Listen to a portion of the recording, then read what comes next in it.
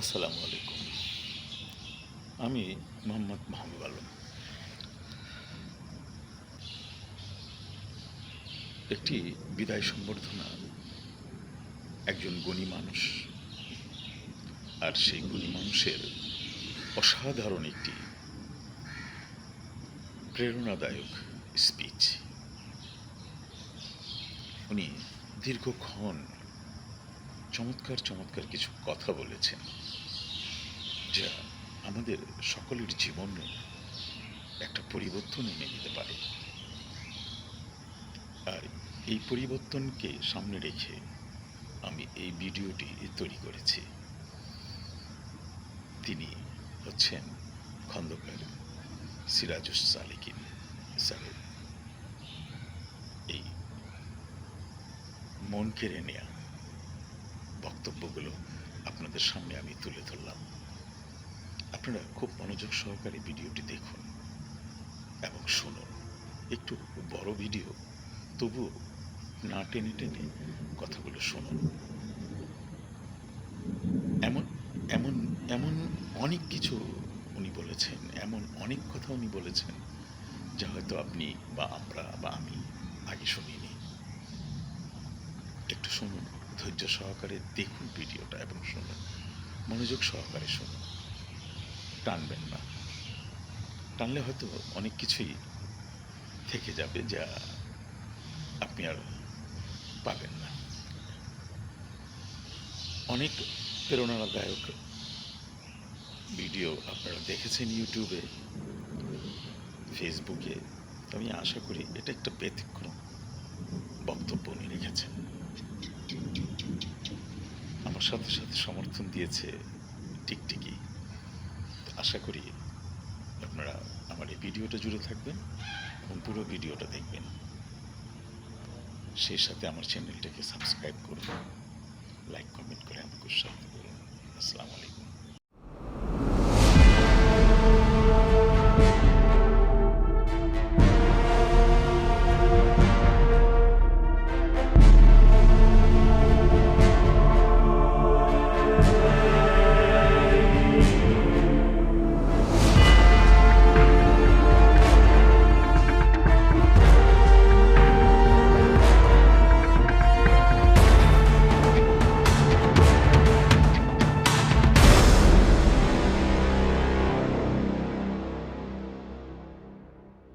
আপনারা খুব টাইট হয়ে আছেন, আমরা কি আসলে খুব টাইট হয়ে থাকবো? একটু রিল্যাক্স হয়ে বসেন, সবাই রিল্যাক্স হয়ে বসলে আমরা তাহলে একটু সুন্দর করে আপনারা একটু হাসেন। আপনারা যেভাবে করে বিদায় বারবার বলছেন এবং আমার স্মৃতিচারণ করছেন, মানে স্টিল আমি তো বেঁচে আছি, আই এম অ্যালাইভ। আসসালামু আলাইকুম। সম্মানিত সভাপতি, মঞ্চে উপবিষ্ট আমার সহকর্মীবৃন্দ এবং মঞ্চের সামনে উপবিষ্ট আমার সকল সহকর্মীবৃন্দ এবং পরিবারবর্গ যারা বসে আছেন, সবাইকে শুভ সন্ধ্যা। আজকে 27 কত তারিখ? 29 তারিখ, 27 তারিখ, সরি, আজকে 27শে সেপ্টেম্বর 2025। খুব সম্ভবত মানে আজকের দিনে মানে বিদায়ী অনুষ্ঠান হিসাবে আপনাদের সামনে আমি দাঁড়িয়ে কথা বলবো, এ ধরনের কোনো অবস্থান আমার ছিল না, বা আমি কখনো চিন্তা করিনি যে এত দ্রুত সময়ে আমাকে এই ডায়াসে দাঁড়িয়ে এমনভাবে আপনাদের সাথে কথা বলতে হবে যে কথাগুলো আসলে আমি আপনাদের জন্যে সর্বশেষভাবে বলে যাচ্ছি, অথবা এমন একটা অবস্থা হবে যে আপনারা আগ্রহ সহকারে বসে আছেন আমার থেকে শোনার জন্যে, যেহেতু আমি এই অনুষ্ঠানের অন্যতম একজন মধ্যমণি হিসাবে আপনাদের সামনে উপস্থিত হয়েছি। স্বভাবতই যদি আসলে খুব ফর্মালি এখন কথা বলি, আপনারা আসলে খুব ফর্মাল মুডে আছেন, তা আমার মনে হয় যে একটু ফর্মাল মুডটা আপনারা ভাঙেন, তাহলে আমি খুব মানে ইজি হয়ে কথা বলতে পারবো। আপনারা খুব টাইট হয়ে আছেন, আমরা কি আসলে খুব টাইট হয়ে থাকবো? একটু রিল্যাক্স হয়ে বসেন, সবাই রিল্যাক্স হয়ে বসলে আমরা তাহলে একটু সুন্দর করে আপনারা একটু হাসেন। আপনারা যেভাবে করে বিদায় বারবার বলছেন এবং আমার স্মৃতিচারণ করছেন, মানে স্টিল আমি তো বেঁচে আছি, আই এম অ্যালাইভ।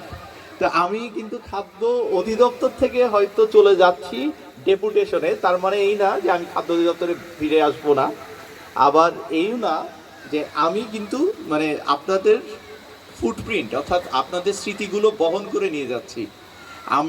আমি শুরু করেছিলাম 5ই জানুয়ারি আমার এই নারায়ণগঞ্জ সাইলোতে সাইলো অধীক্ষক হিসাবে আমার কাজ শুরু করার কথা ছিল, এবং আমি জয়েন করেছিলাম। পরবর্তীতে আমরা কাজ শুরু করতে করতে আমাদের ফেব্রুয়ারি মাস হয়, এবং সেই সময়ে আমাদের সাথে আমার প্রিয় নাজিম ভাই ছিলেন, আমার ইমিডিয়েট সিনিয়র। বর্তমানে উনি উপসচিব হিসাবে জনপ্রশাসন মন্ত্রণালয়ে ন্যস্ত হয়েছেন।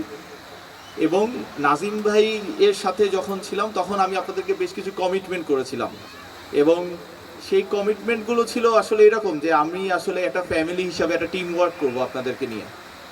আমার টিম ওয়ার্কটা শুরু হয়েছিল আপনাদের সাথে, কিন্তু দুঃখজনকভাবে আমি আসলে আমার টিমের যে মানে কম্বাইন্ড কাজগুলো করার কথা ছিল সবগুলো শেষ করতে পারিনি। আর আসলে আমাদের যে কাজ মানে আমাদের যে ডেস্ক বা চেয়ার, আমরা যখন একটা চেয়ারে গভর্নমেন্ট আমাদেরকে বসান, আমরা যখন একটা চেয়ার থেকে আমরা দেখি, আমরা তো আসলে টপ ভিউ দেখি, অর্থাৎ আমরা কিন্তু আপনাদের প্রত্যেকের ফ্যামিলি অবস্থা বুঝতে পারি। আমরা কিন্তু দেখি যে আপনার আসলে কি কি নেসেসিটিস আছে, আমরা দেখি যে আপনার আসলে কাজ করার কতটুকু ইচ্ছা আছে, কতটুকু সক্ষমতা আছে।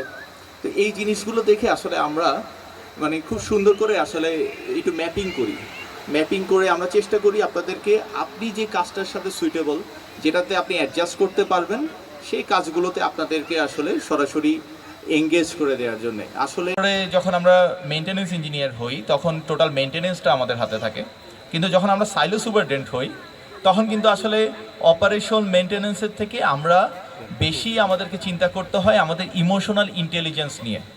অর্থাৎ আপনার সাথে আমার ব্যবহারটা কেমন হবে সেটার উপরে কিন্তু আপনার সারাটা দিন কিন্তু বয়ে যাবে। আমি সবসময় চিন্তা করি যে আমি যদি আসলে আপনার সাথে আজকে রাগ করি এবং এই রাগটা যদি খুব অনৈতিক এবং অন্যায্য রাগ হয়, তাহলে এই রাগটা কিন্তু আপনার ফ্যামিলিতে যেয়ে পড়বে, আর আপনার ছেলের মেয়ের উপর পড়বে, অথবা আপনার সহধর্মিনীর উপর পড়বে। অর্থাৎ আমি একটা মানুষের আসলে সারাটা দিন তার ফ্যামিলি লাইফটাকে নষ্ট করতে পারি না। তো আমার কাছে মনে হয় যে আসলে আমাদের চেয়ারটা এমন চেয়ার, এই চেয়ারে আমার প্রিয় রিয়াজুল আলম এসেছে, এবং আমি যখন ও ডিডিএমটি ছিল তখন আমি বলতাম যে সম্মানিত ডিডিএমটি মহোদয় বলে তাকে ফোন দিতাম। এখন আমি তাকে আবার বলবো যে সম্মানিত সাইলো অধীক্ষক, নবাগত সাইলো অধীক্ষক মহোদয়, আপনার কাছে রিকোয়েস্ট থাকবে আপনার সহকর্মীদের প্রত্যেকের ব্যথা আপনাকে অনুধাবন করতে হবে, আপনাকে একটা বিগ হার্ট ম্যান হইতে হবে। আপনি বিগ হার্টেড হন, আপনার কোনো কাজ কোথাও আটকাবে না। আপনি আমাকে দেখে শিখতে পারেন, অথবা আমার মতো আরও অনেক সুপার আছে যারা আমাদের সিনিয়র, তাদেরকে থেকে দেখে শিখতে পারেন। আমাদের সাইলোগুলো আসলে অত্যন্ত অবহেলিত। খাদ্য অধিদপ্তরের যে স্ট্রাকচার আছে সেই স্ট্রাকচারে যখন আমরা স্ট্র্যাটেজি নিয়ে চিন্তা করি, যখন আমরা পলিসি নিয়ে চিন্তা করি, তখন আমরা ফুড পলিসিগুলো সাজানোর সময় আনফর্চুনেটলি আমার সাইলোর ক্ষেত্রে যে বেনিফিটগুলো আমাদের পাওয়ার দরকার ছিল, যেগুলো আমরা নর্মালভাবে পেতে পারতাম, সেগুলো যেহেতু আমরা প্রশাসনে সরাসরি সম্পৃক্ত থাকতে পারি না, পলিসি মেকিংয়ে সরাসরি সম্পৃক্ত থাকতে পারি না, আমাদের কাছে মনে হয়েছে যে আমাদের যেই বিষয়গুলো বারবার উঠে আসা দরকার, যে জিনিসগুলো আসলে আমাদের পলিসির মধ্যে এসে আমাদের কাজগুলো সহজ হওয়া দরকার, সেই জিনিসগুলোর প্রতিফলন বিভিন্ন পলিসিতে বিভিন্ন সময় হয়নি। যার ফলশ্রুতিতে আমাদের কিন্তু সকাল থেকে রাত পর্যন্ত অত্যন্ত প্রেশার নিয়ে কাজ করতে হয়। আমাদের এখানটাতে কোনো আপনারা জানেন যে পরিবহন ঘাটতি নাই, গোডাউন ঘাটতি নাই, এবং আমাদের প্রচুর ডাস্ট থাকে। এই ডাস্টগুলোকে নিয়ে আমরা যে পরিমাণ কাজের প্রেশার নিয়ে কাজ করি, সেই ক্ষেত্রে আসলে এই প্রেশারটা আপনি কখন নিতে পারবেন? যখন আপনি মেন্টালি একটু স্টেবল থাকবেন। আর আপনাকে মেন্টালি স্টেবল রাখার দায়িত্ব হচ্ছে আমার সম্মানিত সাইলো অধীক্ষক মহোদয়ের। আমি আশা করব আমার সাইলো অধীক্ষক মহোদয় যিনি থাকবেন, তিনি যেন সব সময় মানবিক হন এবং সব বিষয়গুলো যেন উনি দেখেন। আমাদের এখানটাতে আমি দেখেছি যখন আমাদের জাহাজ আসে তখন সকাল 6টা থেকে শুরু করে এমনও দিন গিয়েছে রাত 2টো পর্যন্ত, রাত 3টে পর্যন্ত আমাদের অপারেশন চালাতে হয়েছে, যেখানে আমাদের টোটাল 335 জনের অর্গানোগ্রাম, সেখানে আমরা মাত্র 130 থেকে 135 জন সহকর্মী নিয়ে আমাদের এই সাকসেসফুল জার্নি সম্পন্ন করেছি। এবং শুধু তাই না, আমরা পরবর্তীতে যখন আমরা রাইস সাইলোতে গিয়েছি, সেখানে এই সাইলো থেকে দেয়া মাত্র 18 থেকে 20 জন সদস্য নিয়ে আমরা সেখানে প্রায় 32 টন চাল গ্রহণ করেছি এবং সেখানকার যে মেল ফাংশনিংগুলো হচ্ছে এখনও আমরা সেগুলোর সাথে ক্রমাগত যুদ্ধ করে যাচ্ছি।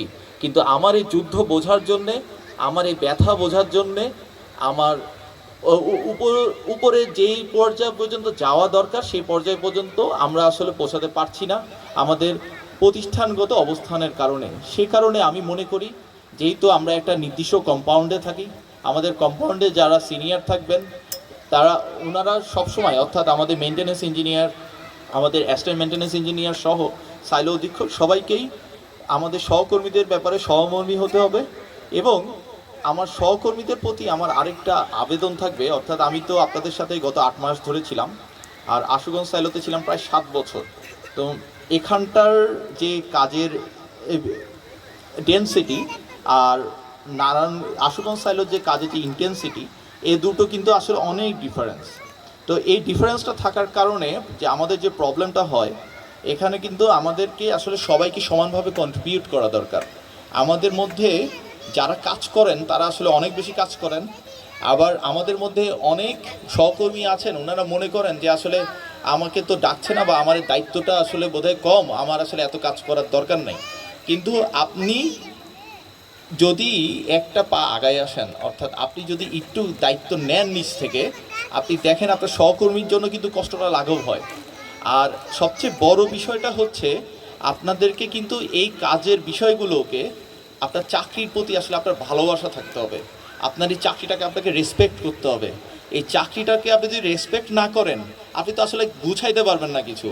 আপনার ফ্যামিলি অবশ্যই অগ্রাধিকার। বাংলাদেশের পরিপ্রেক্ষিতে আমরা ফ্যামিলির জন্য চাকরি করি, আমরা কেউ চাকরির জন্য ফ্যামিলি গ্রহণ করি না। অর্থাৎ ফ্যামিলি আমাদের কাছে অবশ্যই বেশি অগ্রাধিকার পাবে। কিন্তু আপনি যখন চাকরিতে আসবেন, যে সময়টুকু থাকবেন সেই সময়টা আপনি মোবাইলটা ব্যবহার কম করলেন, আপনি যতটুকু কাজ অ্যাসাইন করা আছে সেটা দ্রুত শেষ করলেন। আপনার কাছে তো এটাই আপনার বসের এক্সপেকটেশন, কারণ আপনার বস যদি আপনি আপনার ডেলিভারিটা না দেন তখন কিন্তু উনি টেনশনে পড়ে যান, ওনাকে কিন্তু অন্য আরেকজনকে অ্যাসাইন করতে হয় অথবা এক্সট্রা লোড নিয়ে ওনাকে কাজটা কমপ্লিট করতে হয়। তো এই ক্ষেত্রে আপনাদেরও সহযোগিতা দরকার আছে। আপনারা সহযোগী হলে আপনাদের উপরে যারা বস আছেন ওনারা তো আসলে আপনাদেরকে ফ্যাসিলিটেট করার জন্যই আছেন। আর আপনাদেরকে আগেই বলেছি, যেহেতু সরকারি যেই সুযোগ সুবিধাগুলো আছে সেগুলো খুবই সীমিত, তারপরেও আমরা চেষ্টা করি আপনাদের ওভারটাইমগুলোকে যথেষ্ট পরিমাণে দিয়ে আপনাদেরকে সাফিসিয়েন্ট করে রাখার জন্য। এবং অন্যান্য বিষয়গুলোতে আমি আরেকটা বিষয় বলবো আমাদের সম্মানিত সাইলো অধীক্ষককে, যে আমরা কিন্তু রেগুলার হেড অফিসের সাথে একটা লিয়াজু মেনটেন করেছি। আমাদের ডিরেক্টর, বিশেষ করে movement director, admin director, ADG sir এবং ডিজি স্যার এবং অ্যাকাউন্টস ডিরেক্টর, এই 5টা জায়গায় আসলে আপনাকে রেগুলার মুভ করতে হবে। এই জায়গাগুলো আসলে স্মুথ না থাকলে, আপনি যদি মানসিকভাবে টেনশনে থাকেন, তাহলে আসলে আপনি স্মুথলি এখানে কাজ করতে পারবেন না। আর সবচেয়ে বড় জিনিস হচ্ছে আপনারা যেগুলো দেখতেছেন এখানে আমরা যেগুলো করেছি, অল্প কিছু কাজ করতে পেরেছি এই কয়েকদিনে, এগুলো আসলে ডেভেলপমেন্ট, স্ট্রাকচারাল ডেভেলপমেন্ট। এখন আপনি প্রশ্ন করতে পারেন যে স্যার আপনি এগুলো কেন করেন, এটা তো আসলে আমাদের কাজের মধ্যে নাই। আমাদের অ্যালোকেশন অফ বিজনেসের মধ্যে আপনারা দেখবেন না যে কোথাও লেখা আছে যে আপনি আপনার বাসার সামনে একটা সুন্দর ঝর্ণা করেন, আপনি আপনার অফিসটা একটু সুন্দর করে আলোকিত করেন। আপনার অ্যালোকেশন অফ বিজনেসটা যেটা আছে সেটা হচ্ছে আপনার বেসিক, আপনার এটা করতেই হবে। আর আমি এটা শিখেছি, আমি যখন আসলে দেশের বাইরে পড়ার সুযোগ হয়েছিল আমার, তখন আমি শিখেছি যে ওরা আসলে অফিসগুলোকে কত সুন্দর করে রাখে। আর একটা অফিস যখন সুন্দর থাকে, একটা কর্ম পরিবেশ যখন আসলে সুন্দর থাকে, আপনাকে যখন একটা স্মুথ অবস্থা আপনাকে অফিস দিবে, তখন আপনি নিজে থেকেই আসলে অনুপ্রাণিত হবেন আপনার ডেইলি যে কাজটা আছে কাজটা কমপ্লিট করতে। আর আপনি যত সুন্দর করে আসলে আপনার চারপাশটা গোছাবেন, আপনার মনের মধ্যে এটা হবে যে না, আমি আরও একটু ডেভেলপ করি।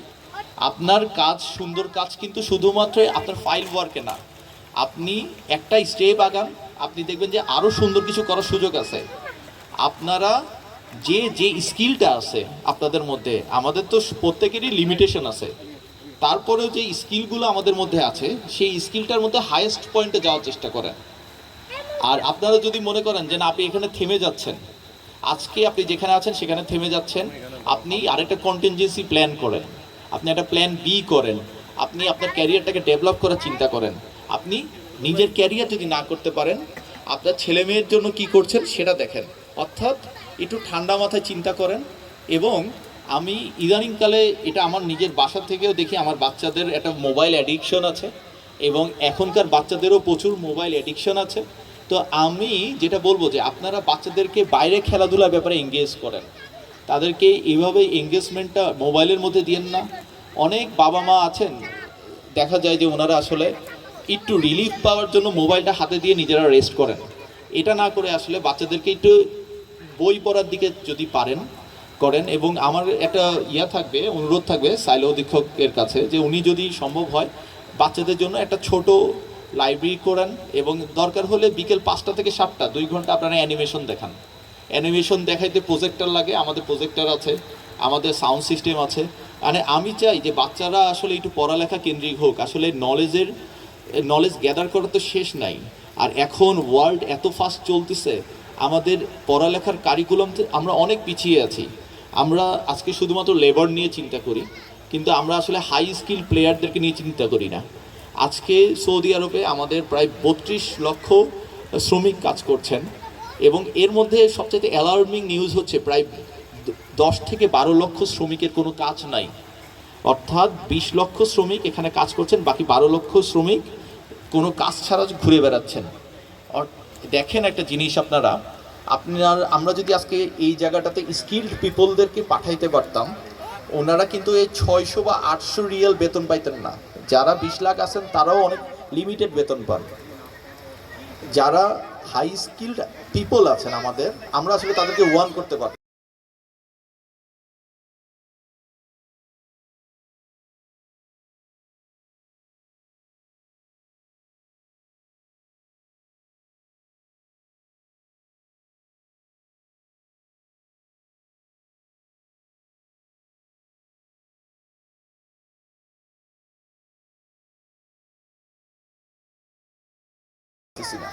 আমরা যদি এই পিপলগুলোকে আসলে বিদেশে দিতে পারতাম, স্কিল পিপলগুলো যেতেও একজন স্যালারি পাইতো 10 থেকে 12,000 রিয়াল, যেটা একসাথে 12 জন শ্রমিকের সমান স্যালারি। তো আমরা যদি এই ধরনের পিপলগুলোকে মোটিভেট করে পাঠিয়ে দিতে পারতাম, আমাদের রেমিটেন্সের ফ্লোটা অনেকাংশে বেড়ে যেত। আমি এই কথাগুলো কেন বলতেছি? আমার এই কথাগুলো বলার কারণ হচ্ছে, আমাদের বাচ্চাদেরকে আপনারা যদি আসলে মোটিভেট করেন পড়ালেখার বিষয়ে, যে তোমাদেরকে স্কিলড হইতে হবে, তোমাদেরকে পড়ালেখা করতে হবে, তোমাদেরকে ভালো মানুষ হইতে হবে।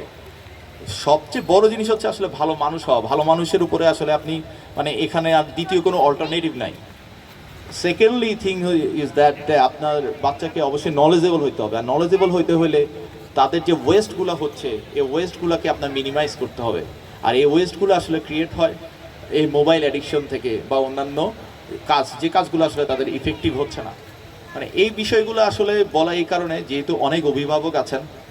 আর আমি এই আরেকটা বিষয়ে দৃষ্টি আকর্ষণ করতে চাই, যে আপনাদের সহকর্মীবৃন্দ যারা আছেন, আমার সহকর্মীবৃন্দ যারা আছেন, যাদের ওয়াইফরা বাচ্চাদের সাথে বাচ্চাদেরকে টেক কেয়ার করতেছেন, তো আসলে ওই সহকর্মীদের পক্ষ থেকে আমি আসলে সকল আমাদের কাউন্টার পার্ট যারা আছেন সকলকে ধন্যবাদ এই অর্থে জানাতে চাই, যে আমরা আসলে অফিসে ঠিকমতো কাজ করতে পারি শুধুমাত্র আপনাদের জন্য। আপনারা যেহেতু আমাদেরকে সাপোর্ট দেন, আমাদেরকে চিন্তা করতে হয় না আমাদের বাসা নিয়ে, তো সেই কারণে কিন্তু আমরা আসলে পারি কাজ করতে। তো আপনারা যতটুকু আসলে আমাদেরকে রিলিফ দিবেন, তত হয়তো আমাদের প্রোডাক্টিভিটি বাড়বে। আবার ভাইস ভার্সা এরকম, যে আমরা হয়তো আমাদের সন্তানদের প্রতি ওইভাবে করে সময় দিতে পারবো। আসলে আমার চলে যাওয়ার জন্যেই আসলে অনুষ্ঠানটা, কিন্তু সবাই এক্সপেকটেশন ছিল যে কিছু শুনবে। তো আমি অনেক ডাইমেনশনে আসলে কথা বলে ফেলতেছি। আমার কথা বলতে শুরু করলে আসলে আমার কথা বলতে ভালোবাসি, আসলে অনেকভাবে কথা বলতে পারি অনেক বিষয় নিয়ে। এটা অনেকগুলো বিষয় আছে। তারপরে আমি চেষ্টা করছি যে আমাদের আসলে এখানটাতে যে ওরিয়েন্টেশনটা আছে, এখানটাতে আমাদের ফ্যামিলি, ফ্রেন্ডস অ্যান্ড ফ্যামিলিস যারা আছেন, আসলে সবাইকে নিয়ে কথা বলার জন্য। আর ব্যক্তিগতভাবে যদি আসলে কিছু কথা বলি, যে আমি আসলে আমার চাকরি জীবন শুরু করেছিলাম নারায়ণগঞ্জ সাইলো থেকে। আমি বিসিএস 30তম বিসিএসের একজন সদস্য। এবং আমি যখন এখানে এসেছিলাম তখন এমন অবস্থা হয়েছিল যে আমাকে মহিউদ্দিন স্যার বলেছিলেন যে তুমি হাঁটো, মানে আমি বললাম যে স্যার আমার কাজ কী, বলতে তুমি হাঁটতে থাকো, হাঁটতে হাঁটতে তুমি বুঝতে পারো তোমার কাজ কী।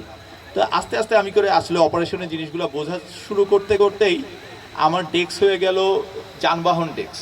অর্থাৎ আমি 1 বছরের মধ্যে এখান থেকে বদলি হলাম। বদলি হওয়ার পরে আমি দেখলাম যে এই ডেস্কটা আসলে এমন একটা ডেস্ক, খুব বেশি অফিসাররা থাকতে চান না বেশি দিন। আচ্ছা, আজান হচ্ছে নাকি? আমি কি আজানের একটা ব্রেক নেব? আজান কি হচ্ছে?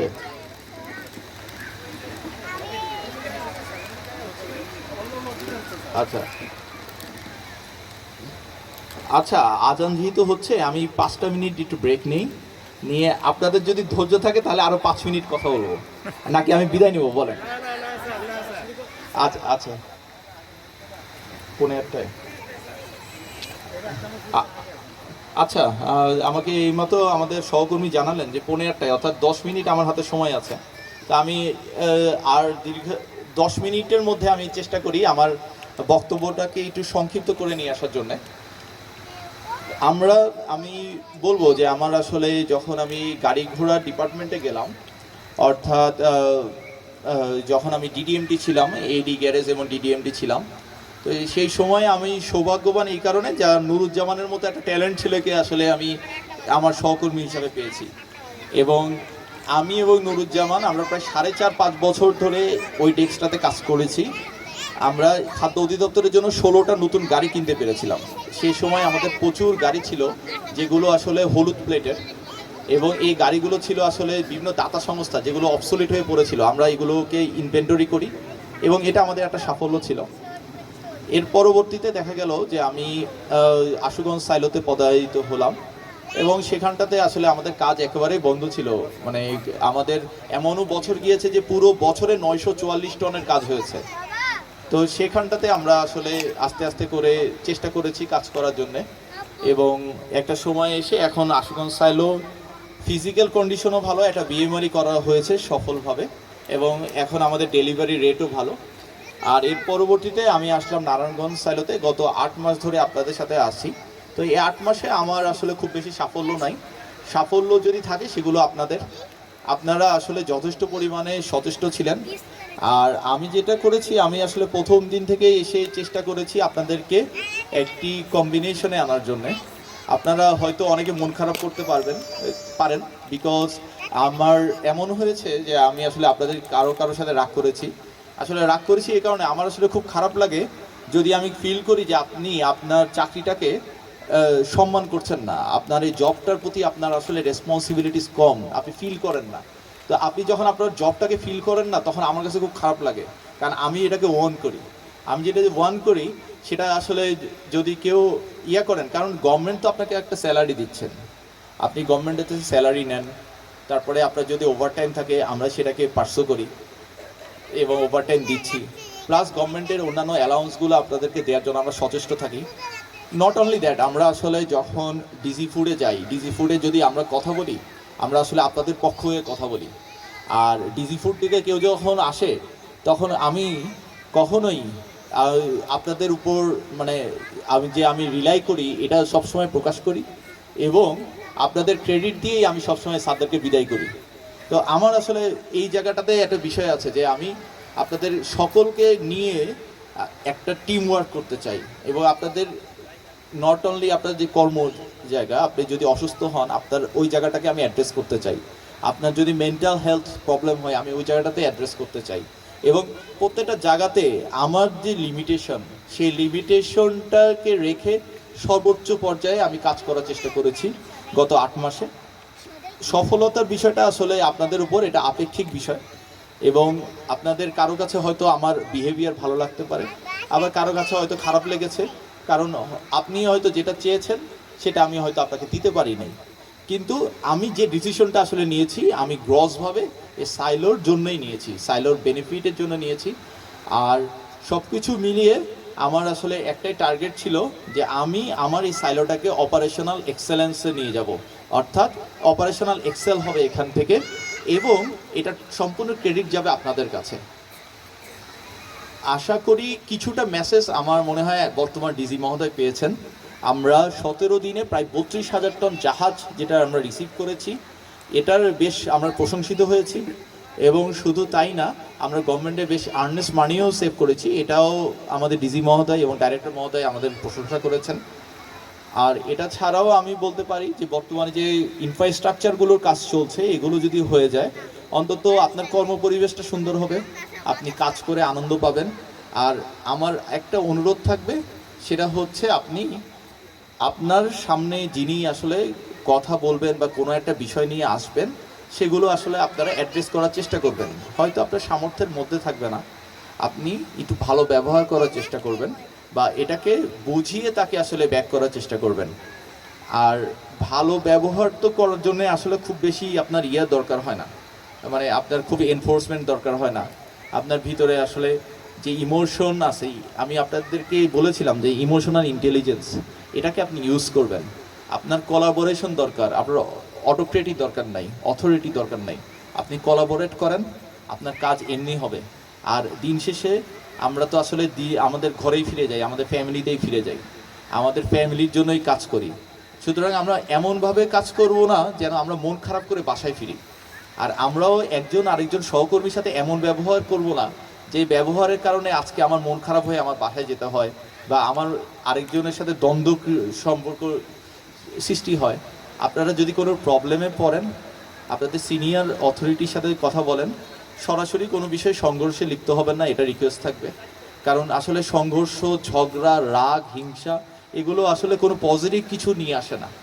আমি মনে করি যে আপনি যতটুকু পারেন নির্লোভ থাকার চেষ্টা করেন, কম্প্যারিজন করার দরকার নাই। আল্লাহ আপনাকে যতটুকু দায়িত্ব দিয়েছেন আপনি মনে রাখেন, এটা আপনাকে আল্লাহ তাআলা বার্ডেন দেন নাই। কোনো মানুষের উপর একটা বার্ডেন হবে সেটা আল্লাহ তাআলা কখনো দেন না। যে যে কাজটা পারবে আল্লাহ তাআলা তাকে সেটাই দেন। অর্থাৎ ওইটার যদি রেসপেক্টে আপনারা কাজ করেন, আপনার উপর যে দায়িত্বটা আপনার প্রশাসন দিয়েছেন এটা আল্লাহর পক্ষ থেকে আসছে, আপনি এভাবে করে চিন্তা করবেন, তাহলে আপনার জন্য আপনার কাজ করা সহজ হবে এবং আপনি কাজে ভেঙে পড়বেন না। আর কথা বললে কথা শেষ হয়ে মানে প্রচুর কথা বলা যাবে, এত আসলে উপদেশ দেওয়ার মতো মানে আমার ক্যাপাসিটি বা হচ্ছে জ্ঞান এখনও অতটা হয়নি। তারপরেও গত 12-14 বছর জব এক্সপিরিয়েন্স প্লাস আপনাদের সাথে চলাফেরা সব কিছু মিলিয়ে আমার কাছে যেই জিনিসগুলো সাদাভাবে মনে হয় আমি আসলে নির্বিকারভাবে বললাম। আর এখানটাতে আমি আসলে আজকে সৌভাগ্যবান, আমি আপনাদের সকলকে আসলে ধন্যবাদ জানিয়েছি শুরুতে। আমার বড় 2 বোন এবং আমার দুলাভাই, আমার সহধর্মিনী, ওনারাও আসছেন এখানে। আসলে সবসময় তো আমি কথা বলি এবং আমার মানে সকল কলিগের ওয়াইফ ওনারা ফর দ্য ফার্স্ট টাইম এসেছেন। তো সবাইকে আসলে মানে আমার রেসপেক্ট জানাচ্ছি যে আপনারা অনেক কষ্ট করে ঢাকা থেকে এসে মানে এই প্রোগ্রামটা দেখছেন। এটা আমাকে আসলে গৌরবান্বিত করছে যে আমার ভালো লাগছে যে আমার এই ধরনের একটা অনুষ্ঠানে আমার পরিবারের সবাই এসেছেন এবং আপনারা যারা পরিবার নিয়ে এসেছেন আপনাদেরকেও মানে আমি আমার মনের ভিতর থেকে শুভকামনা জানাচ্ছি। আর আমার জন্য দোয়া করবেন। আমার সামনে যে কর্মস্থল consulate general, Bangladesh consulate general Jeddah, Saudi আরব, এখানে আমি কাউন্সিলর শ্রম হিসাবে নিযুক্ত হয়েছি এবং এটি একটি অত্যন্ত চ্যালেঞ্জিং একটি কাজ এবং বাংলাদেশ সরকার যে আমার উপরে এই বিষয়ে আস্থা রেখেছেন সেজন্য আমি আল্লাহর কাছে শুকরিয়া জানাই। আমি আসলে আমার বাবা মার অত্যন্ত ব্লেসড চাইল্ড। আমার বাবা মা আমার জন্য অনেক দোয়া করেছেন এবং আমার পরিবারবর্গ অনেক দোয়া করতেন। আমি আল্লাহ আমাকে সৌভাগ্য দিয়েছেন হজ করার এবং গত ফেব্রুয়ারিতে আমি আপনাদের দোয়ায় ওমরাও করেছি এবং ওমরার সময় আমি আল্লাহর কাছে দোয়া করেছিলাম যে আল্লাহ আমি যেন আমার সন্তানদেরকে নিয়ে আপনার ঘরে আসতে পারি, কিন্তু আল্লাহ এত দ্রুত কবুল করবেন আমি আসলে বুঝতে পারিনি। এটা আসলে আমার জন্য মানে বিশাল একটা পাওয়া। আর এই পাওয়াটার পরে আমার মানে ভালো লেগেছে একদিকে, আরেকদিকে মানে বুকের মধ্যে একটা শূন্যতা হয়েছে। আর এই শূন্যতাটা হয়েছে আসলে আপনাদের জন্যে। আমি কেন জানি মানে আপনাদের সাথে আসলে ডিরেক্টলি তো কথা বলি, কাজের জন্য বলা হয়, কিন্তু আমি আসলে আপনাদেরকে এখন ফিল করতে শিখে গেছি। আপনাদের সাথে কাজ করতে করতে আমার মনের মধ্যে একটা ফিলিংস ক্রিয়েট হয়ে গেছে। আপনাদের কাছে রিকোয়েস্ট থাকবে আপনারা যে কোনো বিষয়ে যে কোনো সময় আপনারা আমাকে মেসেজ দিবেন, ফোন দিবেন। আশুগঞ্জে সবাই করে, এখনও করে। আমার যদি সাধ্যের মধ্যে থাকে এবং আমি যত দূরেই থাকি, আমি আসলে আপনাদেরকে রিপ্লাই করব, রেসপন্স করব। আর আমি মানে আপনাদের আসলে অতটুকু মানে দোয়া পেয়ে আসছি এবং আমি আসলে এটা অব্যাহত রাখতে চাই। অর্থাৎ আপনাদের দোয়া আমার জীবনের সাফল্যের জন্য দরকার, অনেক দরকার। আর আপনাদের প্রত্যেকের প্রতি আমার ভালোবাসা। আপনাদের সন্তানদের প্রতি আপনারা অবশ্যই কেয়ারফুল হবেন। আপনাদের সন্তানরা ভবিষ্যতে কিন্তু বড় বড় বাবা মা হবে, আপনারা বুড়ো হয়ে যাবেন। এগুলো যেন ভালো সন্তান হয়। বাংলাদেশের অনেক ভালো ভালো মেধাবী সন্তান দরকার। এই দেশটাকে ভালোবাসলে আপনার ঘর থেকে শুরু করেন, আপনার ঘরটাকে উন্নত করেন, একটা ভালো নাগরিক বানান, একটা ভালো মনের মানুষ তৈরি করেন এবং একটা নলেজেবল ছেলে তৈরি করেন। এই ছেলেটা এক সময় অনেকগুলো বাংলাদেশের জন্য অনেক সাফল্য নিয়ে আসবে। আর সব শেষে আপনাদের সবার কাছে দোয়া চেয়ে আমি বিদায় নিচ্ছি। সবাইকে ধন্যবাদ। শুভরাত্রি। আসসালামু আলাইকুম।